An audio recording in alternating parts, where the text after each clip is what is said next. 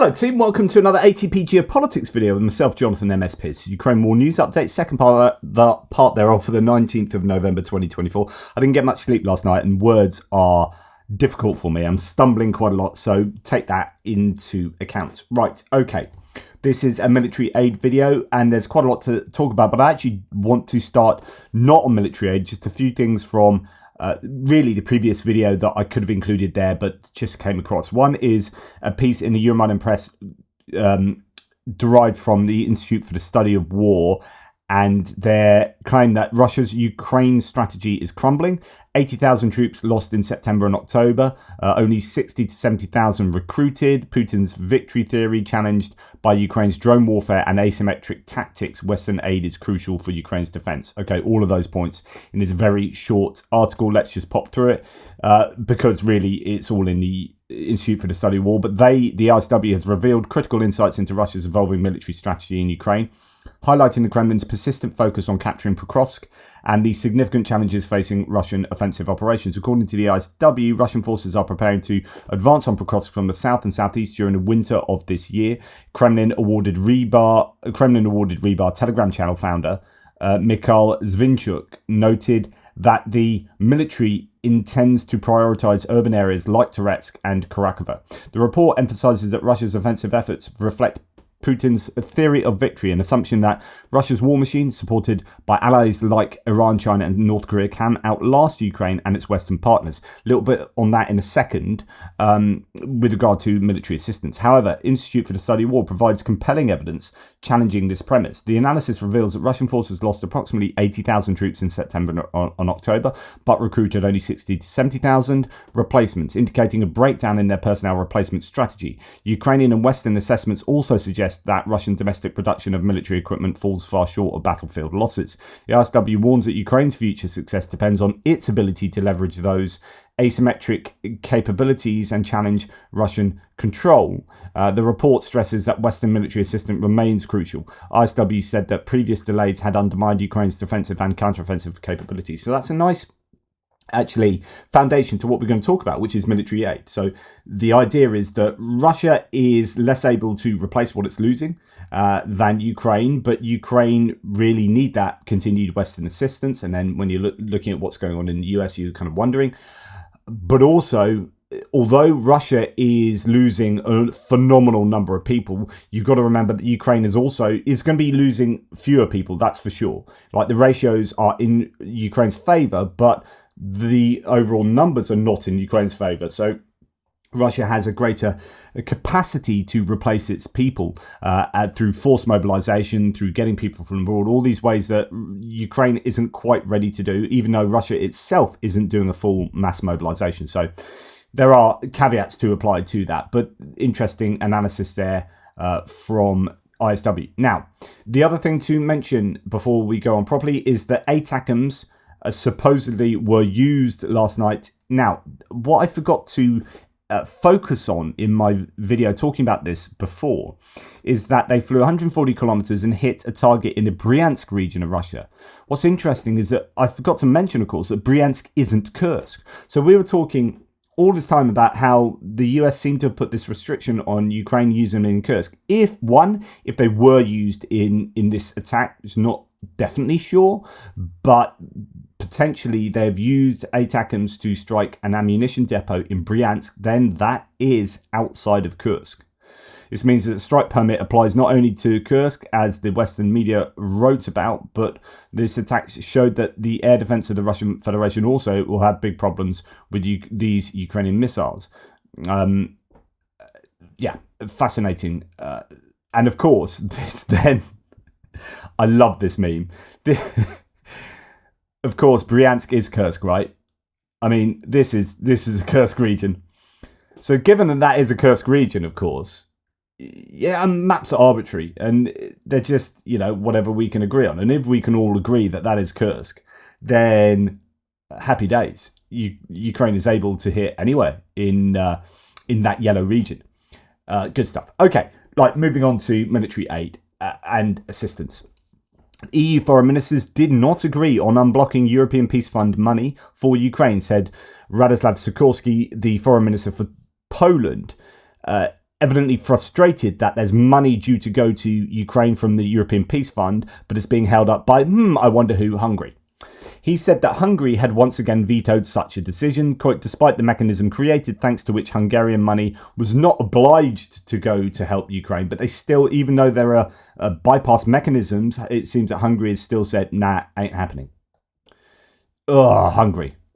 The G20 have signalled weakening support for Ukraine, issuing a joint declaration that watered down previously agreed criticism of Russia's war against the country and included only a broad reference to human suffering caused by Moscow's 1,000-day invasion. So the G20 meeting at the moment in Brazil, and indeed Lula, the president of Brazil, has not offered Zelensky to come over, which was possibly on the cards.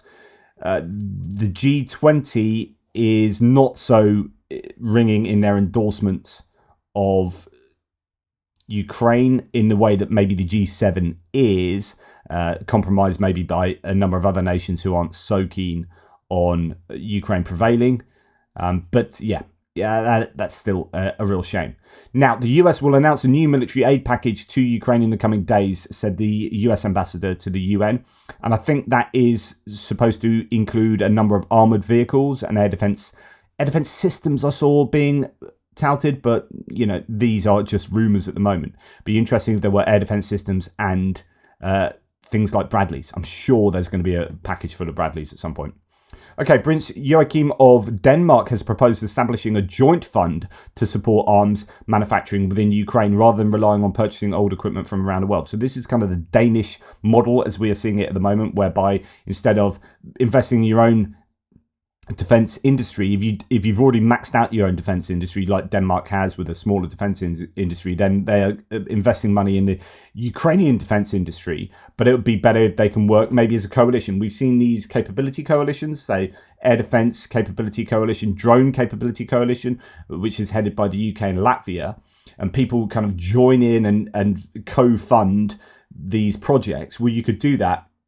You could have a capability coalition, I guess, for the Ukrainian defense industry, whereby people get together and help fund that. And that would be much more useful than here. The claim is possibly better than getting old equipment from around the world. So you could argue that picking up some of these old, it might be great to say, right, US has 6,000 Bradleys, 4,000 Bradleys, whatever it is, sitting in the desert. Okay, let's get some of those. But actually, the time it takes to refurbish them and the cost actually involved in refurbishing them means that it might be cost effective to just spend that money on a Ukrainian plant or Ukrainian manufacturing of, say, Lynx infantry fighting vehicles. You say, rather than getting 100 Bradleys, can we use that money to get maybe 80 Lynxes that would then be built in Ukraine and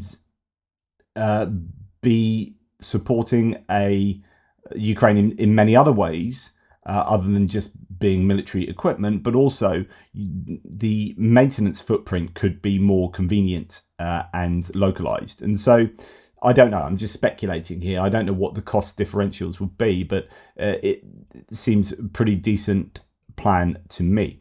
Right, key European countries, says Nell Reports, may need to double defense spending to counter Russia's aggression and potential reduced US support under a Trump presidency, according to Bloomberg. Now, I am in absolutely no doubt that the US is going to try as hard as it can not to help Ukraine. There's nothing that anyone is saying that would point to a different situation. The only thing I'm hoping for is that when they get into power after January, that actually when they go to the CIA, when they go to the Pentagon, and when they speak to the DOD, that the intelligence coming from there will convince people that actually you don't know what you're talking about. You really don't understand what's going on in Ukraine and how that affects the rest of the world and why we need to support Ukraine. And I hope that will be enough to change people's minds. But at the moment, no one around Trump is saying the right things. NATO's 15th largest European members may need to increase 15 largest members may need to increase military investment to $720 billion. Okay, we are increasing the production of Ukrainian missiles. The first 100 this year have already been produced. Serial production of the R-360 Neptune cruise missiles, modified for hitting targets at a longer distance, so supposedly 1,000 kilometers, have been successfully scaled up, So Minister of Defense Rustem Umerov talking up the Ukrainian production capacities of cruise missiles and missiles in general, I would have thought. So 100 of these have been produced. Have we seen 100 fired this year? I don't know. Who knows? Because actually, it could be that last night the strike on the ammunition depot in Bryansk might have been Neptune missile. It's not necessarily an ATACMS. And that could be quite clever. Here's the thing. You fire at Bryansk with Neptune missile, and you leave it strategically ambiguous that it could be ATACMS, then everyone goes, oh, they've used ATACMS in Bryansk, and actually the Americans had only given them permission to use them in Kursk. And then it's like, oh, okay, you can use them in Bryansk. And they never did use them in Bryansk. And then there's this, oh, we can use them in Bryansk now. That kind of clever little move that could be worth considering. Anyway, point being that these Neptunes are being scaled up. They need to be, well, if Russia are creating their cruise missiles at 30 to 50 a month, 40 to 50 a month, then the Ukrainians need to be producing them at 50 a month. So 100 this year is 10 a month. They need to be 50 a month to even get near to symmetry with Russia. And that's not obviously talking about all these other missiles that Russia have that Ukraine don't. So these aeroballistic missiles, hypersonic missiles like the Kinzhal, like the ones they're getting from Korea and potentially Iran as well. So although you would need 50 Neptune missiles, actually, really, you would need maybe 80 missiles a month to compete, maybe even more, I don't know. And I would imagine Ukraine are a long way off that still. In 2023, the armed forces of Ukraine used 3 million shells. That is not as many as one might have hoped. Half of which, interestingly, were 155 mil shells, says the Deputy Commander of the Armed Forces, Missile and Artillery Forces to RBC Ukraine. The estimated need for artillery ammunition in the armed forces is based on the situation at the front and planned tasks, of course. Currently, the 152 mil caliber is being phased out, so that's the old Soviet caliber, but Ukraine has fairly modern artillery systems of this caliber in service, and they are supplied with 152 mil shells. These are the Czech Dana M2. I saw a video of those being fired actually yesterday. Self-propelled artillery systems and the Soviet Mr. B howitzers. I guess they're still able to get 152 mil shells, maybe from places like Bulgaria, but also the Czech initiative, I presume, is not just providing 155 mil shells. They're going around the world and picking out all sorts of shells, and there'll be an awful lot of Soviet legacy equipment and countries that use that, and therefore will have that ammunition too. Now, the European Union has now officially apparently given 1 million shells to Ukraine. They pledged that, and they pledged they would do that by May, and of course it's now November, but I always said they should never have just said a date. They should have just said, we'll strive to get you 1 million shells as soon as possible, and then you do it in November and say, yay, well done us, we've done that. But they made a rod for their own back by stating an unrealistic time period. However, the European defence manufacturing facilities and entities have scaled up, they've ramped up production, and it is looking better and better with each passing month. And then we hear of like barrel factories, say in Sheffield, and we hear about this factory there and that factory there. So things are looking better for Ukraine with each passing month. But the context of this is, yes, well done, 1 million shells for Ukraine produced by Europe, and then you got the Czech initiative, and then you got the US, and you got other nations helping out. But North Korea gave Russia 9 million shells, it is thought. Wow. So there's still this huge asymmetry, and that's underwriting a difference in fire rates that still exists. Now, we're going to talk about fire rates and production requirements with this thread from Georgi Revishvili. A deeply insightful interview with the Deputy Commander of the Missile Forces and Artillery of the Armed Forces of Ukraine, Serhiy Muzyenko. So that's who we just basically heard from the RBC article. So the need for artillery ammunitions is substantial, far more than has ever been supplied to us. To put it simply, we are receiving only half of the artillery munitions needed due to various factors. So they had 3 million this last year, or in 2023. Was that 2023? And they needed double that. 2023, and of course we're most of the way through 2024 now. 2023 was a difficult time because you had that whole, the end of it, you had months of the US not providing stuff. Same actually for the beginning of 2024. Consequently, this shortage is reflected in the current state of certain sectors of the front, where we are experiencing a deficit in specific types of artillery munitions. In terms of proportions, in 2022, the Defence Forces used approximately 1.5 million artillery shells, interesting, ranging from 120mm mortars to rockets for multiple launch rocket systems. Wow, 1.5 million. So actually, 2022, they were well down on what they were using. Half of these were 152mm and 122mm calibers, while a third were 155mm rounds. Okay. In 2023, we'd already expended over 3 million shells, of which 1.6 to 1.7 million were 155mm. So over half were now the new NATO size. So that reflects getting in lots of NATO equipment and howitzers and self-propelled guns, and then the ammunition for those, and slowly phasing out the odd Soviet equipment. This means that half of the munitions we use were 155mm. The ratio of 1 to 2 is a baseline figure. During certain periods of operations, this gap reaches as high as 1 to 6 or 1 to 7 in favour of the enemy. In other words, the fire rate's 1 to 7. The Russians were firing 7 times as much ammunition as the Ukrainians. While we used approximately 300 to 350,000 munitions, the Russians used up to 2 million per month.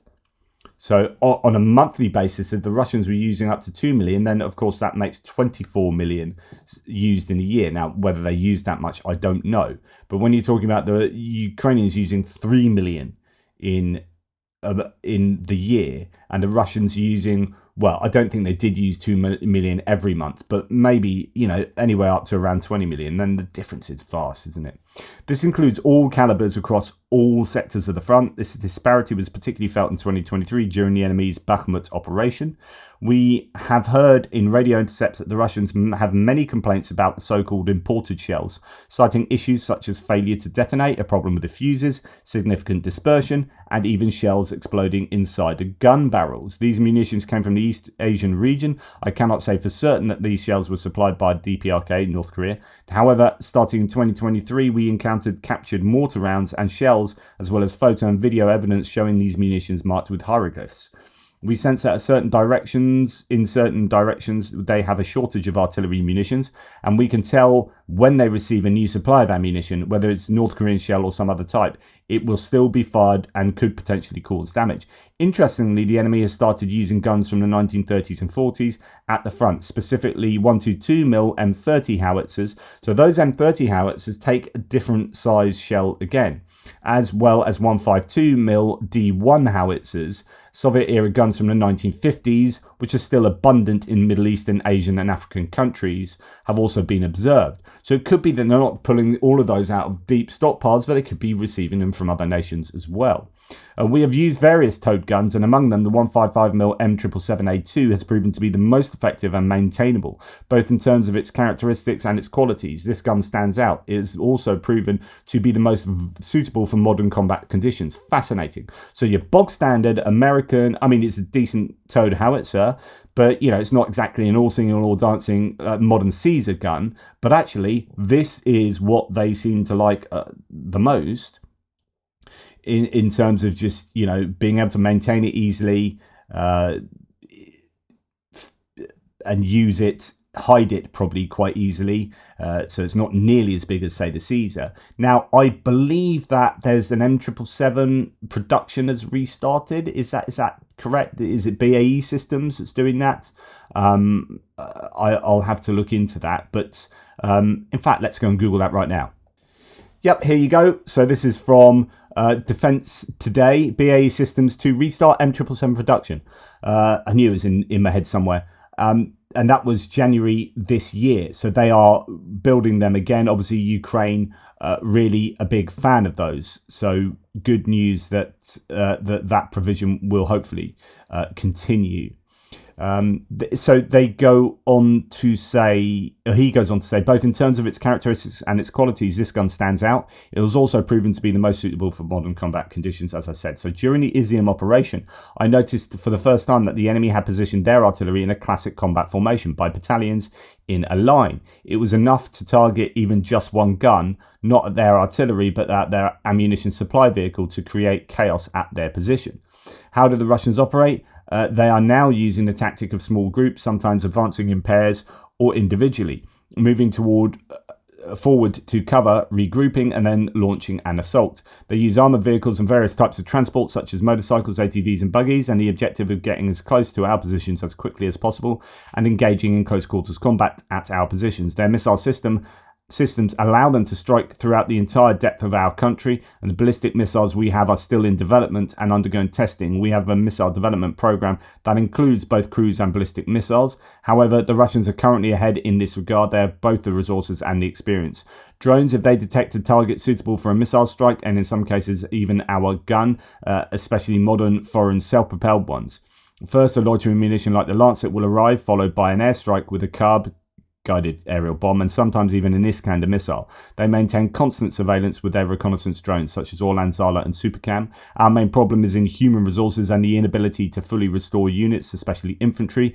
Everything depends on the resilience of the infantry. This is why the enemy is focusing on their infantry, and now also on Korean reinforcements, as well as powerful long-range firepower, primarily carb strikes and missile strikes. To counter this onslaught, in addition to all the preparations, operations, and logistical support on all fronts, we must have well-trained and motivated infantry, and most importantly among them must be the commanders, leaders at all levels. The enemy uses an effective tactic. They apply pressure everywhere where they can break through, and where the infantry is not holding there, they concentrate their forces and strike.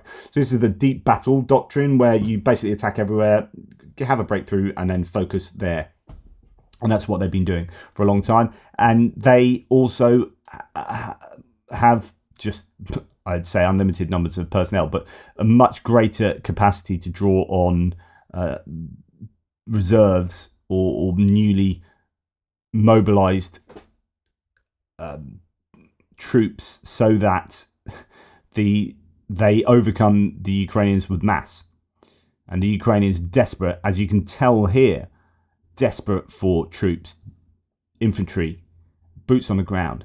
They've needed that right throughout the war, and they need it more now than ever. Okay, French aid to Ukraine says the first deliveries of Aster surface-to-air missiles, initially scheduled for 2026, are expected by the end of the year, with production tripling by 2025. According to Ukrainian Air Force, the SAMP-T is capable of intercepting hypersonic missiles like the Patriot system. So that shows that the SAMP-T does have those capabilities. There is a new SAMP-T on the way, because they are trying to get ahead of the Patriot to make it more attractive for European forces to procure, especially given the defence industry, the defence strategy for the EU, wanting to have 60% of their equipment procured from within the EU. So SAMP-T needs to be able to compete with the Patriot PAC-3 system and missiles. Here we have good news that actually the Aster missiles, those are the ones fired by SAMP-T, are going to be delivered earlier than thought, replacement ones. French President Macron praised the US decision to allow Ukraine to use ATACMS missiles against Russia, calling it a, quote, good decision. He stated that President Biden's move was in response to Russia's escalation by involving North Korean troops, which is, we know all this, but it's really good that there is strong support from the main movers and shakers in Europe. Britain and France have reportedly, I'm going to tell you what I told you last night, which is both sides. So Britain and France have reportedly given Ukraine a green light to strike Russian territory with Storm Shadows and Scalp EGs, but only in the Kursk region, according to RBC, referring to Le Figaro. UK and France allowed Ukraine to use Storm Shadows and Scalps, but according to The Sun, tabloid newspaper in the UK, Biden White House is still blocking Ukraine from using Storm Shadows and Scalps. So, and unacceptable lack of courage on the part of Biden, says Edward Hunter Christie. So there's just basically confusion here. And then last night, The Guardian reported that the UK is expected to give Ukraine Storm Shadow missiles to strike inside Russia. So a move follows US President Joe Biden's agreement to supply similar American long-range ATACMS weapons. So this is like, yes, they are allowed to. No, they're not allowed to. Yes, they will be allowed to. Just real confusion around this. The UK Defence Secretary and, in fact, Keir Starmer have been good on operational security by saying, I won't comment on this because it's only going to help the Russians. Here he says, it risks operational security and the only person that benefits from public debate is President Putin. I wish this had been the case throughout the whole war, although it would have made my job a lot harder. Operational security has been severely lacking in what weapons are going to Ukraine and how they are able to use them. Noteworthy language, says Shashank Joshi from The Economist, from Shadow Defence Secretary on the Storm Shadow. On this, we had to move with the Americans. Again, it's this idea that it's the Americans that are holding the UK and French missile use back. So I guess we still await declarations and evidence that the UK and French missiles can be used deep into Russia. And of course, it then depends, just as it does with the ATACMS, on how many missiles they've got. Yeah, it's okay, brilliant, you can use them deep into Russia, but we've only got 2 missiles, and we were going to plan on using them at this particular site in Crimea. So, what do you do? And without the Storm Shadow missile production being up and running, it's being phased out, there's little hope of getting many more of these missiles unless we just completely clear out the strategic reserves of the UK, but then that leaves us high and dry. So difficult decisions to be made. Now, Jürgen nailed it, saying this is unbelievable. So the UN, who have been completely gutless, toothless with regard to Russia still sit on the UN Security Council. The UN has called for protection of Russian citizens following reports of Biden's authorization to launch ATACMS missiles against Russia, according to the representative of Secretary General Stefan Dujarric. So the UN calling for protection of Russians now that the Ukrainians can use ATACMS missiles deep into Russia. Where is the UN holding Russia to account on their continual bombardment of civilian infrastructure and the murder of all these Ukrainian civilians? It's despicable. Not happy. Okay, 50,000 Ukrainian soldiers have now completed training on Operation Interflex. That's the one in the UK, where the UK provides the resources and a lot of the training, but also other nations like Australia, New Zealand, Norway, Sweden, I think, a bunch of other nations come and help train in the UK. There are also lots being trained in the EU. Is it 70,000 they're hoping to have trained at some point soon? So anyway, together, that's an awful lot of troops. But I do worry somewhat about that, because you think all those troops that have gone through, those are all replacing troops that have been lost type thing. Although there are troops that are taken from the front line, then given training and brought back. But I think it's not quite as simple as that. But you think, goodness me, if you've trained 100,000 troops, that's because you needed 100,000 troops because you lost 100,000 troops type thing. Okay, then we move on to the idea that the Russians have accumulated cruise missiles, as mentioned previously, and that they are producing them at a rate of 40 to 50 a month, and they may have around 300, or they had 300 on November the 11th. Take out about 100 of them were used. I don't know exactly how many KH-101s were used the other night, but probably they used 120 missiles in total. It won't be that. They used 7 Kinjals and then a bunch of other missiles, so maybe 100 KH-101s, maybe fewer. That would leave them a good couple of hundred still to be used, and I'm giving you the warning that over the next few days, I think we can expect the Russians to have another wave or two of missiles hitting Ukraine. Okay, that's enough from me. Hopefully that was of interest. I really appreciate your support. Thank you so much to Michael Winkler yesterday, and all the people that do support, but particularly Michael Winkler. Very, very generous of you. Thank you for helping me do what I do. It is the thousandth day of the war today. I'm going down the pub tonight. This is a bit of a purple patch for me. I don't usually leave the house much, and this week twice out of the house, It's amazing.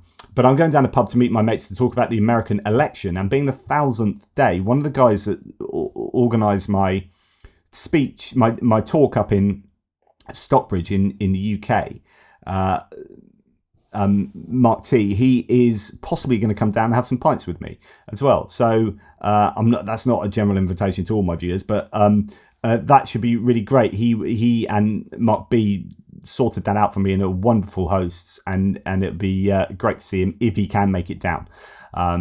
But we might have a couple of pints and talk about what's going on in the US, and then talk about what's going on in Ukraine. And we'll probably put the world to right. By the end of tonight, I would imagine we've sorted out all the world's problems. And I'll let you know tomorrow all the solutions. Is nothing like a couple of pints of ale and a few glasses of port to end off the night, to clear the mind of all the nonsense and really get to the nub of all the problems and solve them, just like that.